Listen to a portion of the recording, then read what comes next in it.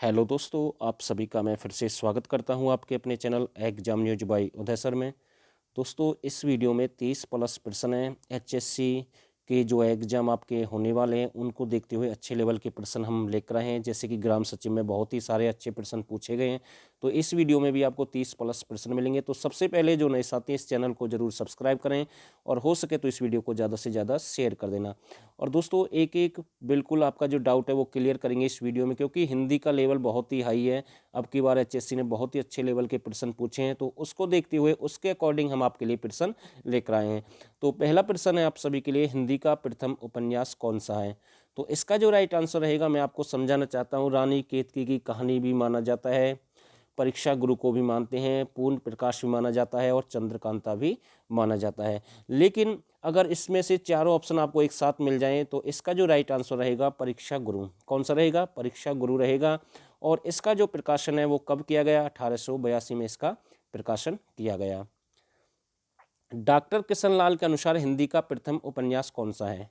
Doctor Kishanlal के अनुसार हिंदी का जो प्रथम उपन्यास है वो है आपका चंद्रप्रभा। कौन सा है?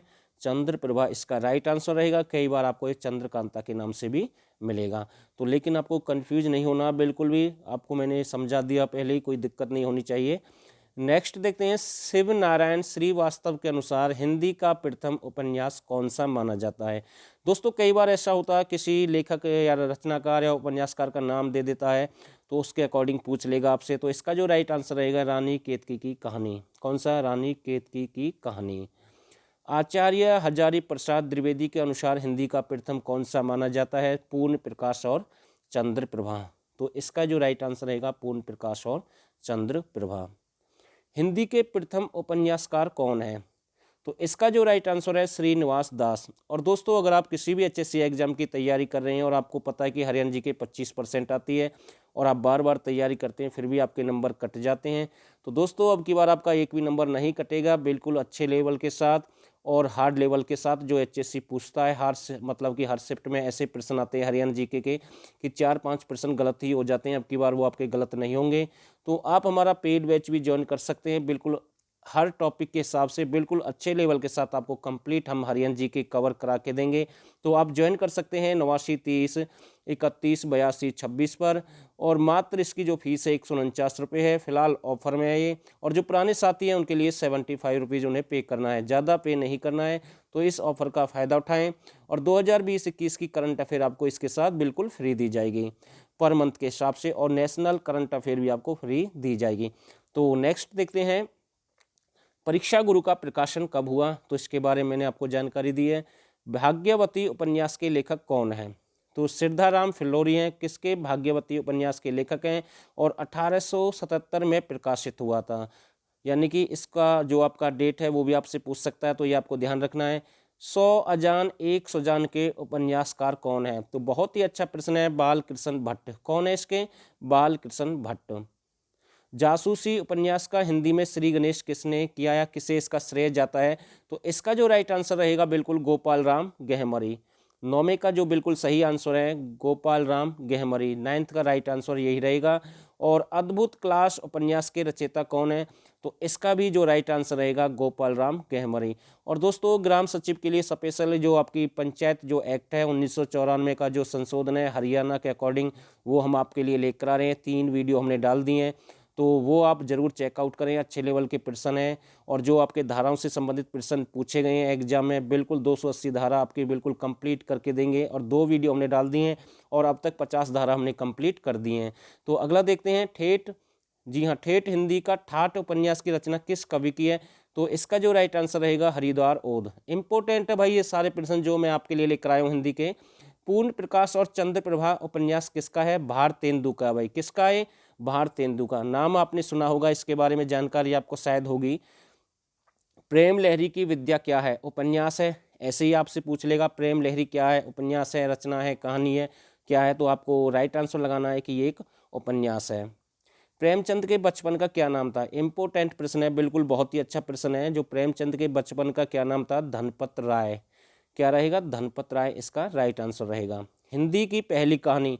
तो दोस्तों मैं आपको बता दूं सभी के अपने अपने मत हैं, लेकिन मैं आपको बताना चाहता हूं हिंदी की जो पहली कहानी है वो इंदुमती मानी जाती है। लेकिन कुछ जो राइटर हैं या लेखक हैं उनके अकॉर्डिंग इसका आंसर और भी हो सकता है, वो ऑप्शन पर डिपेंड होता है। लेकिन मैं आपको बताऊं इसका जो राइट आंसर रहेगा इंदुमती रहेगा। और इस कहानी जो इंदुमती का रचना काल है कौन सा है, ये 1900 ईस्वी इसका रचना काल माना जाता है। तो ये भी आपको ध्यान रखना है। और इंदुमती कहानी का लेखक कौन है, किशोरी लाल गोस्वामी। तो इसका लेखक कौन है, किशोरी लाल गोस्वामी को इसका लेखक माना जाता है। मतीराम, जी हाँ, मतीराम की कौन कौन सी प्रमुख रचनाएं। तो दोस्तों नेक्स्ट इसमें रचनाएं देखेंगे तो ललित है, ललाम है, चंद्रसार है, रसराज है और साहित्यकार है। तो ये किसकी रचनाएं हैं, तो इसका जो राइट आंसर रहेगा मतीराम की ये प्रमुख रचनाएं। दोस्तों अगर आप इस वीडियो को 1-2 बार देखेंगे तो बिल्कुल आपको अच्छे से समझ में आ जाएगा, बार बार देखने की जरूरत नहीं पड़ेगी। तो आप ऑप्शन से भी इसका आंसर लगा देंगे सीधा। तो 1 बार 2 बार जरूर देखें या फिर स्क्रीनशॉट ले लें इसके साथ के साथ, जो आपको वीडियो देखने की जरूरत ना पड़े। चिंतामणि के प्रमुख कौन कौन सी रचना है, तो कवि कुल है, कल्पतरु है, काव्य विवेक है। तो ये भी आपको ध्यान रखना, चिंतामणि के नाम से पूछ लेगा सीधा। भूषण की रचनाएं देखते हैं, शिवावाणी, शिवराज भूषण, छत्रसाल दशक। तो ये इंपॉर्टेंट है भाई। इससे पहले भी मैंने 2 वीडियो में आपकी जो रचना है, कहानीकार है, जो उपन्यास है वो कंप्लीट किए हैं, उन्हें भी एक बार जरूर चेकआउट करें, अच्छे लेवल के प्रश्न हैं। केशव दास की कौन कौन सी प्रमुख रचनाएं हैं, रामचंद्रिका, कवि प्रिया, रसिक प्रिया, विज्ञान गीता। तो ये भी इंपॉर्टेंट है। रहीम की कौन कौन सी प्रमुख रचनाएं हैं। दोस्तों रत्नावली एक और प्रमुख व्यक्ति की है, तो आप कमेंट करके हमें बताइए रत्नावली किसकी है। और रत्नावली रहीम की भी है, श्रृंगार सतसई रहीम, सतसई रास पंचधाई। तो सतसई देखो एक मेरे आपका दिनेश शर्मा थे, हरियाणा से उनका संबंध है, सतसाई तो उनकी भी है। तो ये भी आपको ध्यान रखना है। ये रचनाएं एक व्यक्ति की नहीं होकर भी अन्य व्यक्तियों की भी हो सकती हैं, तो ये भी आपको ध्यान रखना है। और दूसरा राइटर भी आपसे पूछ सकता है, लेकिन मैं हिंदी के अकॉर्डिंग आपसे पूछूं तो ये इनके राइट आंसर रहेंगे, बिल्कुल आपको ध्यान देना है। मीराबाई की कौन कौन सी प्रमुख रचनाएं हैं, तो इसका जो राइट आंसर रहेगा राग गोविंद, गीत गोविंद। तो गीत गोविंद एक और प्रमुख राइटर की है, मतलब कि लेखक की है। तो ये भी आप हमें कॉमेंट करके बताएं। और नरसी जी, ठीक है भाई। मीराबाई की कौन कौन सी, ये 3 प्रमुख आपके सामने है। नेक्स्ट प्रश्न देखते हैं, बाल कृष्ण शर्मा नवीन की कौन सी प्रमुख रचनाएं हैं। उर्मिला है, महाप्राण है, अपलक है, रश्मि रेखा है और कवाशी है। इंपॉर्टेंट है। माखनलाल चतुर्वेदी की कौन कौन सी प्रमुख रचनाएं हैं, माता युगचरण, समर्पण, हिम्मत रागनी। तो ये तीनों ही इंपॉर्टेंट है, किसकी, माखनलाल चतुर्वेदी की। सोहनलाल द्विवेदी की कौन कौन सी प्रमुख रचनाएं हैं, पूजा गीत, चेतना, कुणाल, विश्वपान, पूजा के स्वर। तो 2 नाम एक से हैं, पूजा गीत और पूजा के स्वर, ये आपको ध्यान रखना है, बिल्कुल आपको याद हो जाएगा 1-2 बार अगर आप इस वीडियो को देखेंगे एंड तक।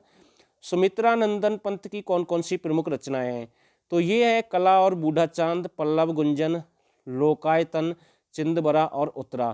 तो ये सारी इंपॉर्टेंट है, ठीक है भाई। नेक्स्ट प्रश्न देखते हैं, महादेवी वर्मा प्रमुख रचना। जी हाँ, महादेवी वर्मा की प्रमुख रचनाएं कौन कौन सी है, निहार है, रश्मि निर्जा है, दीप